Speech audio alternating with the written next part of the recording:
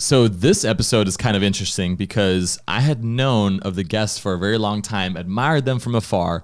Then randomly one day, I see them in a parking garage in Newport Beach, and I stop the gentleman who's our guest today and totally confuse him. He thinks he knows who I am. He doesn't, because I haven't even started Client Boost yet. Is even further thrown off because I'm wearing an Unbounce t-shirt where he thinks I work for Unbounce. And so it's just a really, really interesting, hilarious start to the story and the relationship. And then fast forward, I've been speaking at 2 of his conferences with him. So much respect for this guy, talking about growth hacking and being part of that growth hacking movement, if not one of the grandfathers of it. I can't call him grandfather. He's going to be upset. He's not that old. But super excited for you guys to listen to this episode. As a friendly reminder, this podcast is sponsored by Client Boost, which is our pay-per-click paid social and conversion rate optimization agency. Very, very excited for you guys to be here and listening. You're going to enjoy this one. So sit back, relax, and have some fun. Ever wonder why some companies grow faster than others? What are they doing differently? And what are their secret ingredients? That's what this podcast is all about. Welcome to Boost Sauce. All right, Sean, a friend that I actually met once in a parking garage. Do you remember that when we first said hi to each other? I do. I do. And I remember thinking, who the heck was that guy? And I think I literally spent a week or two trying to track down who was it that I ran into. No, still a nobody. But I remember we were in a parking garage, didn't know that your office, which was Qualaroo back then, was like right next to ours. And I saw you and I was wearing an Unbounce shirt. And I think you were telling me like, should I know this guy from Unbounce? And completely threw you off even further. So, but we're neighbors. You're in Newport Beach. Well, I definitely know who you are now. Good. I'm glad I've made some progress in the last couple of years. That's good to hear. You definitely did. So everybody listening and watching, I have Sean Ellis on the show. He is the founder of Growth Hackers, doing a lot of things right now. I know you go speaking a lot as well. You've been international for a bit. We're going to be talking about, obviously, your favorite topic, growth hacking. Where do you even begin when you have to explain to family members during Thanksgiving what it is you do? At this point, I try not to even talk to family members, but no. It's worse than politics, it sounds like, yeah. Thanksgiving's not that bad. So, I mean, if they ask what growth hacking is, I'll tell them that. But most of the time these days, I'm just telling them I'm on a learning journey. And, I think a lot of people kind of think that I'm out there teaching people and running workshops to teach people, but every time I engage with a different company, I'm learning so much that for me is really the fun awesome. part. But yeah, when someone asks what growth hacking is, I can explain that as well. So I assume people have probably a pretty good idea, but I'll give you a quick overview if you want. Let's do it. Okay, so for me, growth hacking is really that test learn process that any good marketer uses. Mm-hmm. So it's really based on the scientific method. For anyone who's not kind of doing the test learn process, it's you observe what's going on, you look for opportunities to drive improvement, you come up with hypotheses, and you run tests. And ideally, you're going to prioritize the things that you think have the highest potential impact for the effort that you're putting into them. Yeah, I think that describes pretty good marketing in general. I think where it gets challenging with growth hacking is that we're looking to do it across all of the levers of growth and not just those that are generally controlled by a marketing team. So when you start looking at how do you accelerate value, everyone in the business plays a role in driving value, or at least most people do. Mm-hmm. And so it's, testing across that full product journey and, trying to make it so that customers come back more often, you can monetize them better. And that's where it gets really tough, especially in bigger companies where these teams may not be used to working together. And so I could go into a ton of challenges, but that's on a high level what growth hacking is all about. So to separate like marketing and growth hacking, you kind of mentioned already, marketing is mostly focused on, let's say, acquisition, right? And while growth hacking can do that, it also focuses on retention, let's say LTVs, NPS, like customer experience can even be a part of growth hacking because it's cross-departmental. One of the challenges that I know, because I've been consuming your content for years now, is you talk a lot about silos, and you talk a lot about the challenges of these teams working hand in hand to execute correctly and learn quickly enough as well too. You've obviously worked and been part of other bigger companies as well. Once you kind of say like, okay, this is the definition of growth hacking. If we go through it chronologically, let's say a company is listening, they want to experiment with this. What are the next steps to kind of figure out what to focus on, or like what is the next step after that definition is established? Well, it's going to really depend on the company. You know, that if it's a really small company who's just gotten to product market fit, so they validated that customers really love their product, then it's not that hard. Then it's really taking, you know, just essentially you don't have a bunch of entrenched habits across the different teams and all the perspectives and, you know, maybe differing goals if they're sort of local silos. So in that case, you're just really looking at, and for what it's worth, that's where a majority of my experience has been in these kind of day zero product market fit opportunities where you can kind of build it right from the beginning. And it's so much easier when you do that. So in that case, you know, maybe I am initially looking at customer acquisition, bring enough people in, see what they do, and really start to try to understand where are we losing people. Do we have a hard time getting them to even sign up? Then maybe it's like kind of value proposition type stuff. Is it, you know, usually what I found is that the biggest opportunity for really fast improvement is how do we get them experiencing value very quickly? So that's the drop off, and that's for a more established company. That's kind of that no man's land that sits between a marketing team and a product team. Who's shaping that first user experience where you're trying to figure out what's the first thing they do when they get into the product, and it's sort of it's a really kind of messy handoff a lot of times. But if you can define what's that first thing that someone does where they really get a great experience with the product, and how can we accelerate the delivery of that first thing, then you're much more likely to drive long-term retention on those people. Of course, you still need to build in a habit and get them using the product, and there's a ton more, execution that you can do down the line from there. But that's I think a drop off point where, you know, I had one company early in my career log me in the early days where that's where a lot of this kind of came from for me. Is I was banging my head against the wall out developing channels and getting people to sign up for a product of which, you know, over 90% of the people never used the product even once. Wow. And so I was getting pushed to try to scale my marketing budget, but I had this really hard time getting a return on investment. If people don't use the product, they're not going to buy the product. And we had a freemium model, so it added additional challenges there. But when we really focused on how do we dial in that first user experience, actually get people past the hurdles of using the product, we were able to get about a 1,000% increase in the sign up to usage rate. And that gave me the ability to go back and you know, channels that had previously failed now were hugely profitable. And I could scale a budget that was sort of stuck at about $10,000 a month.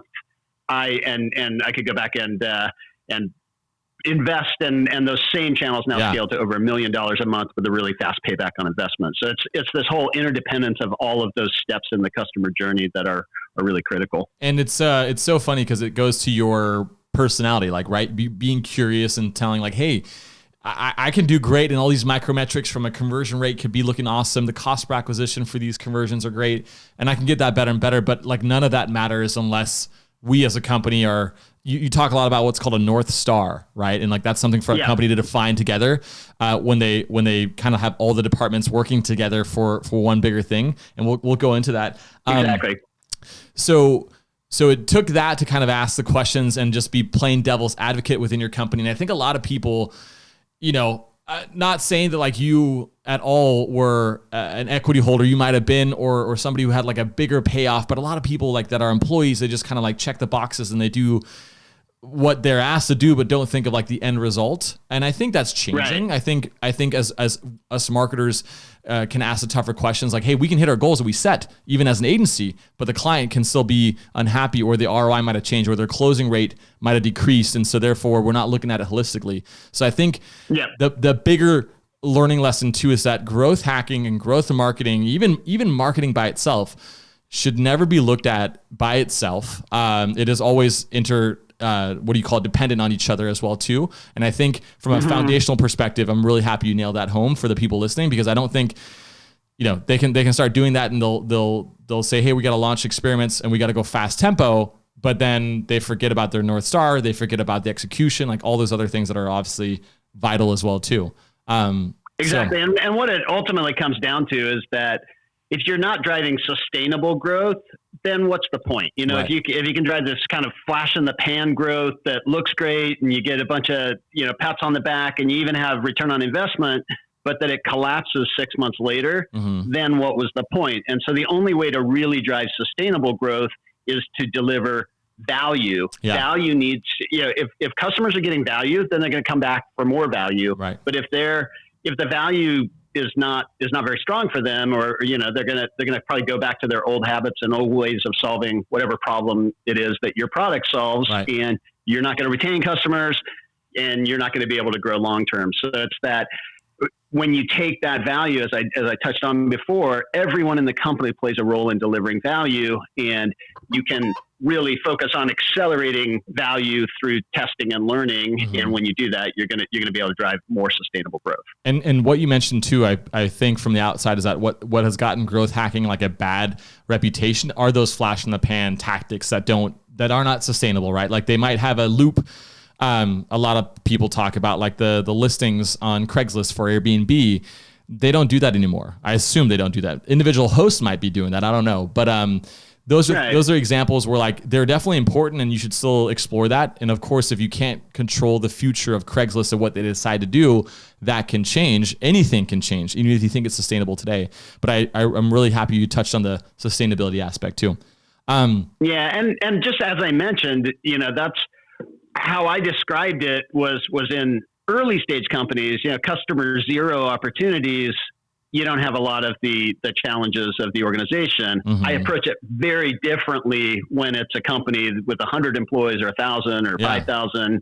And that's actually where a lot of my focus is these days. And where I start with those companies is very different from where I would start with a customer zero opportunity. Let's talk about how you approach the ones that are already like somewhat established. They might be 10 employees, 50 employees, 100 employees or more, like you mentioned. How do you approach that? Like, let's say somebody's listening and they're in a company right now. They're itching to get better at marketing, which is, I'm assuming, why they listen to this podcast, and they want to bring more value to their bosses and their counterparts and things like that. How do you approach that? Yeah. So how most people try to approach it is they maybe read my book and they see, okay, more testing equals more growth. And that principle is right. So they go out and they start trying to run lots of tests, and they're trying to run high impact tests, but they're fighting a battle every time they run a test. They're trying to convince someone to give them the resources or give them the permission to use their own resources. And you're not going to run very many tests if 3/4 of your energy is just fighting to be able to run the tests. And so what I do with more established companies is we take a step back from the day-to-day operations, and I get everyone in the room. So that's what I'm going in a few days to Lithuania to work with a company on this. And you get the entire company in the room for a day, not everyone for the full day, but part of the people in the morning and then the more hands-on people in the afternoon, and get them actually talking about, the one thing they can usually all agree on is, why are we in business? They get so focused on their siloed goals that it's really hard. Just more communication is not going to be enough. So get them back to the one thing they can agree on. Why are we in business? What's the value our customers get from this product? And then working your way up from there. How do we measure this value? How does our product actually drive that value? What does that engine look like that drives that value? From what are the channels that drive acquisition? Why do people want to try it? What's the promise that we give in our messaging? What's that first experience that delivers on the value? How do we build the habit? How do we monetize? But just once you start to get agreement on what is it we're trying to accomplish, how do we accomplish that? How do we measure progress? That comes back to that North Star metric that you talked about. Now you start to have a common language and a common view on the business across these different teams. Then I start to talk about testing. Then I start to talk about, okay, every single thing that we're doing, there's a better way to do it. Here's this test learn process that's been so effective on the marketing side. Yeah. When we start to apply it to the full business, we can start to really crank up growth in this business. But now everyone's coming at it from a common understanding, and then they can start to agree on why is testing important. They can say what their worries are and whatever their fears are that would prevent them from testing. But that ultimately we set some objectives and then start working on that testing habit. But it's just until people are kind of looking at it through the same lens of what is it that we're trying to do and how do we measure progress, it's just really hard to get that testing habit dialed in and really making an impact. Do you feel like, so I've seen like this complete side note, I've seen like growth hacking agencies, for example, and it seems like that can be a kind of a challenge because they're already on the outside of the company, where you're mentioning the fundamentals of being really good at what you do is that you have buy-in from everybody. There's a common understanding from everybody. What are your thoughts on those kind of agencies? Yeah, I haven't looked at all of them. Obviously, some of them probably have figured out some things that work pretty well. But I think most of the time when someone calls themselves a growth hacking agency, they're a marketing agency with the idea of like, let's put a different name on it. Yeah. And maybe get some other kind of attention. And so, particularly in Europe, I mean, most of the time when people in Europe are talking about growth hacking, it's changing over time. My book's actually in 16 different languages. Mm-hmm. And so people are kind of getting a little better understanding on it. But most of the time it's just clever marketing when they're talking about growth hacking. That's what they mean. So, but I think for an agency to really be effective, it's just like, it's not just an agency. It's really for a growth team to be effective, for a head of growth to be effective, you need the organization to be on board. Mm-hmm. And so if all of these things were done, then I think an agency can come in and actually be somewhat effective doing these things. Yeah. But if I even found myself, for what it's worth, it's been a fairly iterative process for me over the years. I was going into companies and spending 6 months, and I found that for the first sort of 3 weeks, especially for established companies, people were pretty excited I was there. I wrote a book. I've got a good track record on some companies, and they expect me to go in and really, work my magic and drive some growth in the business. And after those first 3 weeks, when the honeymoon period ends, I'm just another pain in the butt telling them to do things they don't want to do. And so I was banging my head against the wall the same way anyone else was. And so that's really where I've kind of taken that step back and said, all right, how do I actually lay out, get people actually executing growth and on the same page? Right. Yeah. Us humans and our habits, I can see that because I think that's like the magic time period, about 3 weeks of doing something before you turn into a habit. So I'm sure you have people who love you even more, but then like you mentioned, people who are like, oh, now Sean is still here. Why is he still here? Crazy. Yeah, exactly. And if I'm not going to be successful with it, what's the point? And so one of the things that I found is that it was taking companies 5 or 6 months to come up with that North Star metric. And it doesn't help if you don't have a shared metric. It's really hard to work together to grow that metric. And so they didn't need to take 6 months. I can have someone have a working metric in a half hour if I get all the right people in the room. And so that's again, part of the process that I've kind of dialed in, where at least I set up the situation where they can be more successful. And then with some coaching and help along the way, then they're much more likely to be successful over time. But you got to take that step out of the day to day. It's a different way of executing the business, and it goes beyond growth. I think it intersects pretty closely with kind of the lean startup and kind of the agile movement that you see. It's this idea that everything in the business, from how your product creates value to how you introduce that value to people, is all based on assumptions until you prove that they work. And then everything that you're doing can work even better through experimentation and learning. Right. No, absolutely. So let's say you have the buy-in, the honeymoon phase starts, people love you, they're excited.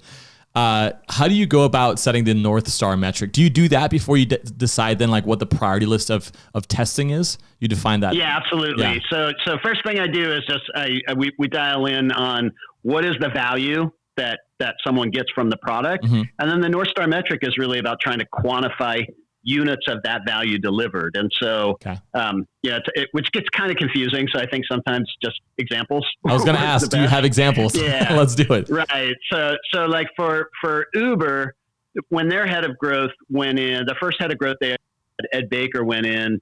He had just left from head of international growth at Facebook. He went into Uber and said, we need a North Star metric. So he sat down with the CEO and they came up with weekly rides.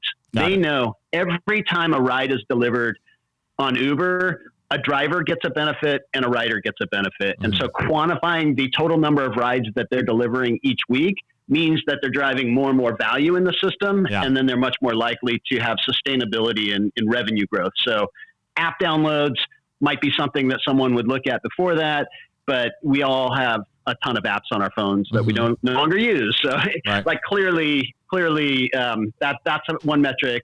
Similar to that would be Airbnb with their nights booked metrics. So they're just counting the number of nights that are booked. Facebook, Slack, a bunch of companies that are kind of more user-based systems are just monthly active users, and just knowing that the more users on the system, the more value everyone else gets. And so they're just trying to grow the users. Company like Acorns, one of our local Orange County, good companies here. They're looking at their active investors. You know, the more people that are active investors on the platform, I think they just hit 7 million active investors. Wow.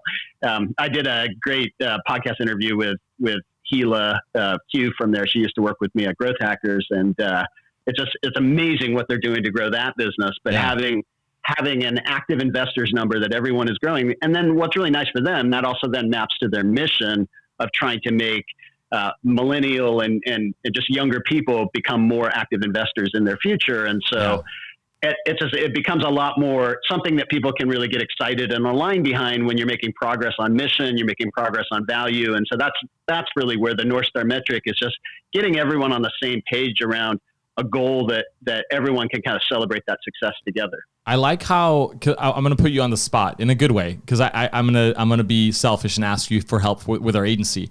Not once did you mention revenue, for example. And I feel like that's like the standard for so many companies and how they measure success. But that doesn't mean that the other person who paid for that revenue to be accumulated actually got value yet. So for, let's say us being an agency, the things that I'm thinking off the top of my head is that we have like, amount of new clients on board, we have total client count, we have revenue. But one thing that I'm leaning towards after hearing your examples is like the percentage of quarterly goals hit. So we set goals every quarter for our clients, and there's a percentage that we track. Would that be our North Star? Like, what do you think? I don't know exactly what your North Star would be, but it's probably similar to what my North Star would be. And for me, my North Star, I mean, I'm more of like, I'm trying to drive an inflection in businesses. So for me, it's the number of companies that I connect with in the course of the year where I make a measurable change in their growth trajectory that is sustained over time. And so that tells me that, I could do it on revenue, for example. Yeah. We've had snake oil salesmen for years and, for hundreds of years. Like, revenue is something you can trick people into paying you money. Right. Even on your side, there's the agency side, there's been all kinds of agencies that overpromise and underdeliver. 100%. And if you're really good at sales and acquiring new customers, you can continue to grow over time. But if you're really focused on helping clients reach their objectives, so I think that's a good one that you said, like hitting their quarterly objectives, then you're providing a real value to them over time. Right. For sure. Okay.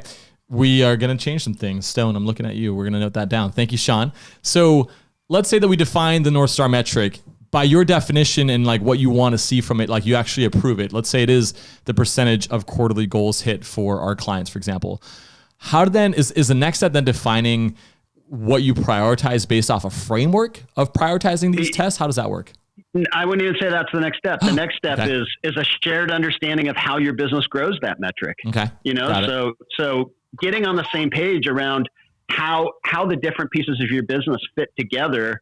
And when everyone kind of is looking through the same lens of, okay, this is what someone does to get value the first time. This is why they keep coming back. This is how we generate revenue. This is, some of the things are really easy. Like, it's easy for everyone to agree this is where our customers come from. Right. If, sometimes it's easy. Attribution is not always easy. Right. But, and then ultimately, this is why they keep coming back. There might be some disagreement there. So being able to find alignment on that, whether it's through additional research or whatever it is, to kind of move from opinions into facts there. But ultimately, when you have now the same framework of how the business grows the North Star metric, now it's about finding those high leverage opportunities and starting to run experiments to drive improvement in those high leverage opportunities. Okay. And so it's ultimately the goal is to accelerate your North Star metric, but it's really easy to say, okay, let's accelerate the North Star metric, go, Right. It's not going to work just to will it into existence. And so one of the things that I always recommend is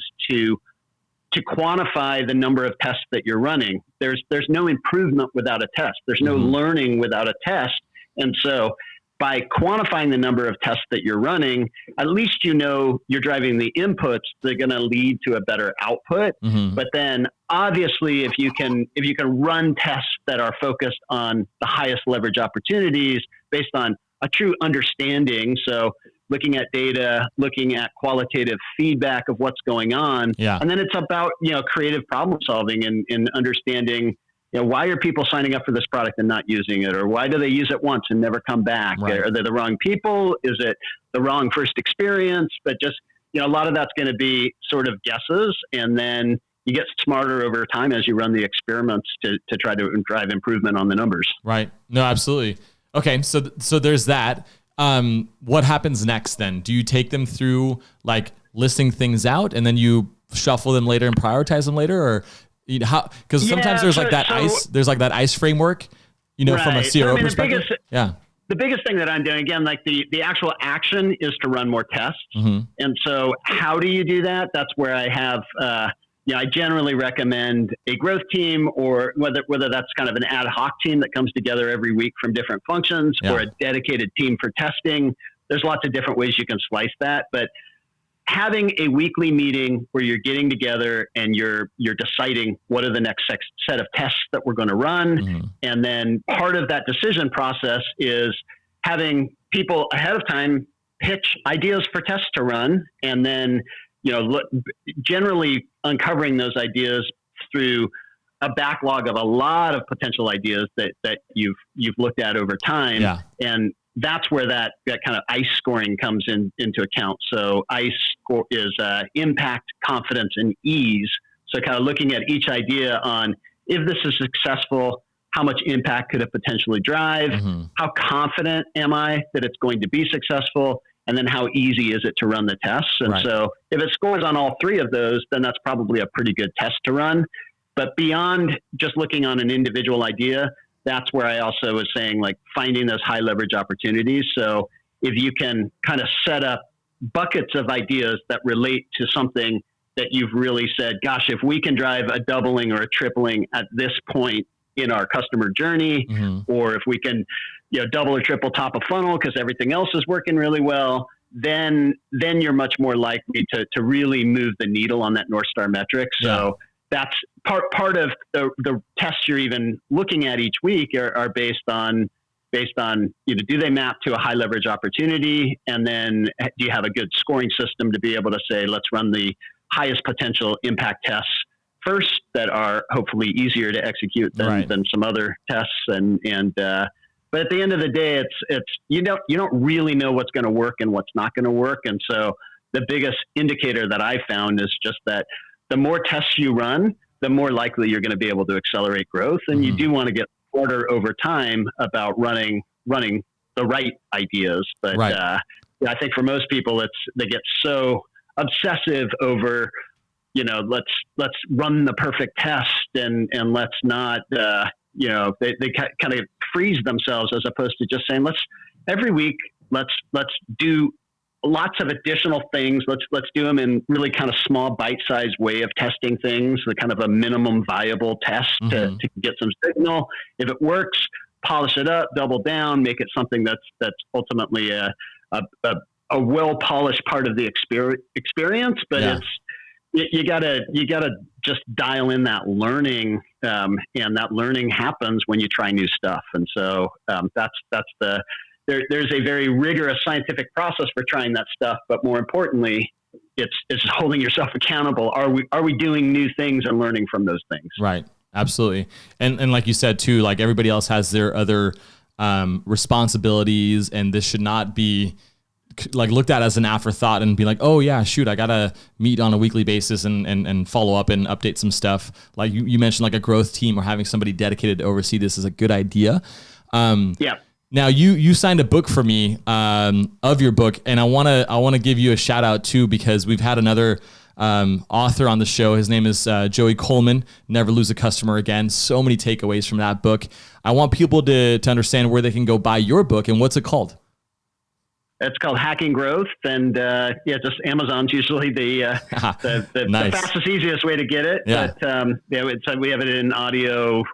We have it on Kindle. We have it as the printed book, and it's definitely I wrote the book with Morgan Brown, and it's all about just kind of laying all the stuff out that I've talked about. Probably the biggest thing that I've realized since writing the book is that, the bigger the company, the harder it is to put in those recommendations. So some of the things that I think are unique to this conversation are just how do you get over that organizational inertia that holds people back from really being able to adopt this process. I can see that.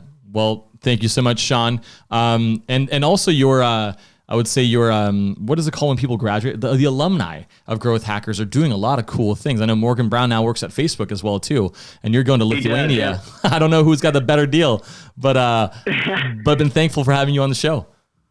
Yeah, no, it's awesome. And and a lot of the things, as I mentioned, like the Acorns interview and some of the others on my Breakout Growth podcast, that's my big passion project right now, of just taking these super fast growing companies and trying to understand how they're doing it. And sometimes they're following what I'm talking about, and sometimes they're not. And there's something to learn from every single company. So listen to that as well. Buy Sean's book and Morgan's book, and then also Breakout Growth is the name of your podcast.